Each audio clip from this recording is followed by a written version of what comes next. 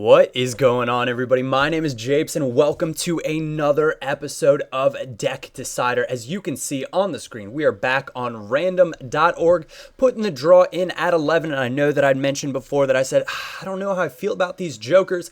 As soon as you guys suggested it, the first time that I went through, not doing a draw, but just wanted to see, it gave me jokers 5 times in a row. So I thought about actually shuffling my own deck for the next one. But this is the draw that we get here. Lots of clubs, lots of diamonds, and a few spades, but no hearts. And that was crazy to me. I was like, wow, maybe that is random. The chances and the percentages of that are very, very small.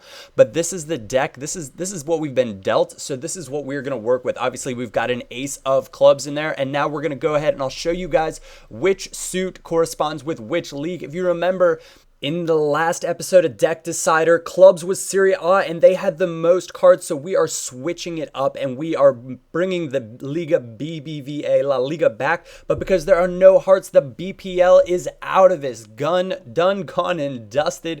It is no more, at least for this episode, but it will most definitely be in the next one then, so things are looking up for that. This is a cool little rating system that somebody set up for me to show you guys. Ace corresponds to 90 and above, King 88 to 89, Queen 86 to 87, Jack 84 to 85, 10 82 to 83, 9 80 to 81, so on and so forth. And of course, the big number 2 is any card rated 67 or below. So you guys can freeze it there if you want to get a better feel for the system, or if you need to go back indeed and check it out for yourself. But we are ready to build the squad on AZ Pelican Fly. Deck Decider is the squad name that we are going to go with. I know you don't have to tell me, it's extremely creative. Also, guys, if you do enjoy this episode, I do appreciate your support and your ratings. In the within comments and likes, dislikes, whatever you guys want to do. I appreciate it all. I love getting feedback, so be sure to leave some of it for me to look at. But this is the way we're going to put the cards out there. Again, we're using the weakest player in net, and diamonds, if you remember, is corresponding with the Bundesliga. We're going from low to high as these cards come on, so we're going to have a French striker that's got a 5 rating, a 6 defender from the La Liga, a 7 midfielder from the Bundesliga, and we're going to gradually get all those other cards in there so that you can see them nice and easy. But this squad, because it was only 3 leagues and very heavy on La Liga and the Bundesliga, turned out to be a pretty easy build and pretty easy to get 9 chemistry. And for that matter, it was also extremely easy. Well, not easy, but it ended up being a cool squad because a lot of the players were relatively highly rated, and so I was able to play my preferred 3-5-2 formation. Obviously, the way I go about building squads, I asked in my Path to Power yesterday and didn't get loads of feedback on it, but I've got a whiteboard that I use to plot out exactly how I'm going to go about, I guess, figuring out how to build the squad. So if you guys want to see me actually how I go about doing the whiteboard for the next episode of Deck Decider, by all means, let me know. I'm more than happy to record myself doing that and show you guys, I guess, my thought process and logic in building these squads. But we've got Uneral in net, and I want to touch on him as a silver goalkeeper, guys. He is outstanding. This is his up version. He stands 6'6", so he stops more finesse shots than any silver goalkeeper that I think I've ever played with. We've got the informed Felipe Santana holding down the middle, stands 6'4". We've got Miranda back again at the left center back spot. We've got big Mats Hummels, team of the season card, 89 rated overall at the right center back spot. So a very, 70 overall pace across the back line. Excellent stuff there. We've got Ilkay Gundogan, the Dortmund midfielder. He'll be 4-star skills in next year's FIFA. And if he's not, EA is going to have to answer to me. But his inform card, who we've used in our Path to Power, is coming in at that right defensive mid. Javier Mascherano, left defensive mid. We've got Pablo Piatti's up card as our left mid. Sidney Sam at our right mid spot. And the ace of clubs, only one player that this could possibly be, Lionel Messi, headlining the show for us in this squad. If you guys have seen the Path's Power, probably. If you haven't, you guys, well, I'll tell you then. Messi, I love having him as that center attacking mid, center forward. He absolutely bosses matches for me. We've got Jimmy Briand and Ali Adier up front as our 2 strikers from the French League 1. Everybody at 9 chemistry, nice and easy. Look at that for a side. Plenty of pace, not maybe plenty of skills, but we've got 4-star skillers across our attacking mid spots, going left mid, attacking mid, right mid, all 4-star skillers, only 3-star up front, but that's okay. Sometimes that's just how it works out. We're going into this first match, and this was just a brilliant start to this tournament here. Managed to get through with Jimmy Briand. I thought he was going to finesse, but what a tackle from him, and just, so unlucky to let his players trip and fall over one another. The Jimmy Breon that I have is the original one. This is the 77 rated one because I needed a 76 or 77 rated player to go with the 7 of spades for the French League One. Now, Jimmy Breon does have an upgraded card, which I'm sure is a much better card, but for the sake of this, he was the player that we wanted to go with. If not, we would have had to go with a very, very slow French attacker. And so obviously pace is important in Ultimate Team. It's one of those, super things, but look at that for a glancing header from Mats Hummels. He's amazing in the air. This back line, guys, to tell you the truth, extremely, extremely good. I would have preferred to have Hummels as my central center back, but ended up having to play him on the right in order to get Miranda at that 9 chemistry. But he ends up swooping one back here in the 47th minute with David Villa, even though now we're still up 3-1 and well in control of this. But I played a very, very tiki-taka style with this team. Very slow, well, not necessarily very slow build-up, but a lot of short 1-2 passing, kind of just like this. Combo sequences, great little finesse shot, though, from Breon there in the 60th minute to basically seal the deal out.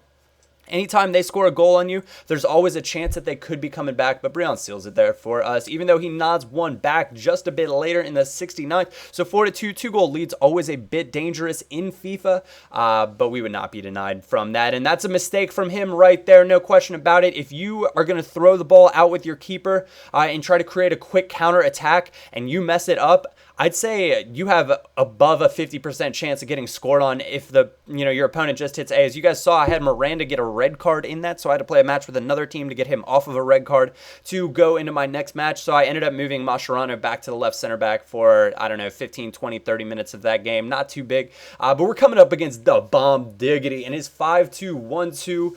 I guess kind of Italian-ish Serie A side. He does have Giuseppe Rossi in there, who, no question about it, I am a giant fan of. But this is the passing that I'm kind of talking about. Just beautiful build-up as far as I'm concerned. Some people might say it's the nasty FIFA S word, which I'm not going to say. But that's a smart pass. That's smart build-up, and that is beating his defense in its entirety, getting in behind everybody to where you can play it in on an open goal. Wonderful work from Messi. That's why he is our featured player of this episode. Was there any doubt that it was going to be anybody else? Balloon d'Or, no question about it. Maybe not this year. I think Ronaldo will actually get it this year, largely just because Ronaldo won trophies this year and Messi did not. Kind of crazy to think of Barcelona and Messi not winning anything for a year, but that is the way it worked out. And again, Messi just causing all sorts of problems. Slips in. Actually, does he slip? Oh, what are we doing here? Oh, fail. Oh, yes, major fail. But it plays back to Sidney Salmon. This is on his weaker right foot. Guys, he's 4-star skills, plenty of pace, but definitely a nice budget player if you need a right mid for a Bundesliga side. And I prefer him to Farfan. He's left-footed. Look at this for a strike from Pablo Piatti, his up card. And he was the most hot or cold player on this side. I didn't know. He's got really great movement. His shooting was either an incredible shot or he would just duff it. So it was either going to be something like that I was like, oh my gosh, what a strike from that man. But we are up 4-0 already in the 56th minute. And Felipe Santana, that's what I talk about with the left trigger, right trigger to cut inside of your defender, get in front of him and get that glancing header off into the back of the net there. Nice and easy. End up giving up another real sloppy goal here. He just powers by with Devayo, which was, I was like, what? Devayo? Come on. I didn't even think people still used him on this game. But 5-1 against the losers. We are the champions, my friend.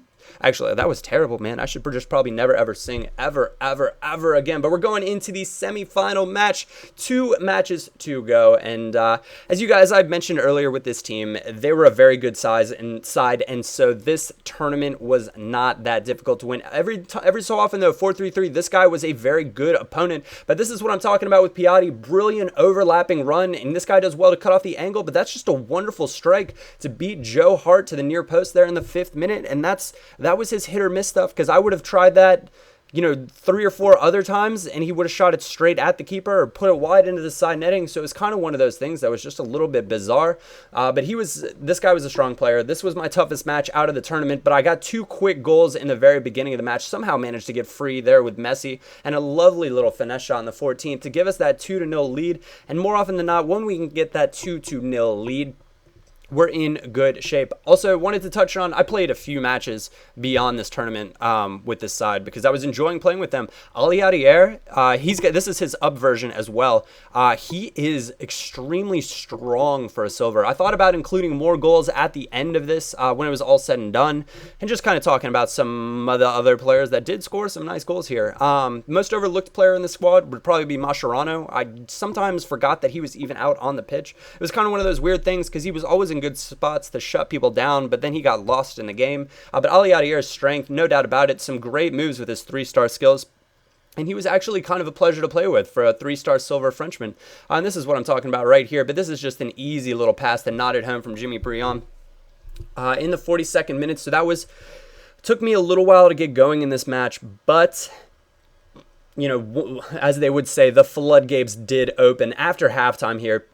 Really got things kick-started with, well, not really kick-started, as the game wasn't won by a lot, but I did try to score some nice goals for you guys, and this is just one of those sequences where it's Messi waiting for the opportunity, a little lucky to keep it there, but he just gets absolutely done and dusted, and he said something really funny at the end of this. It was like, rage, rage, rage, rage, rage. This is, you know, BS, blah, blah, blah, blah. I should have turned on the sound volume for you guys for that, but I could hardly hear it. I got to adjust my crowd settings or something like that, so if people ever start talking about what's going on in-game, it will be made for a nice bit of entertainment. But that is how that one is going to end against the Funny Bunnies. 2-0 is the final score of the match, and we have won the tournament. There it is on the screen right there. Just run through the match details real quick because that is the dominant performance that we put in that game.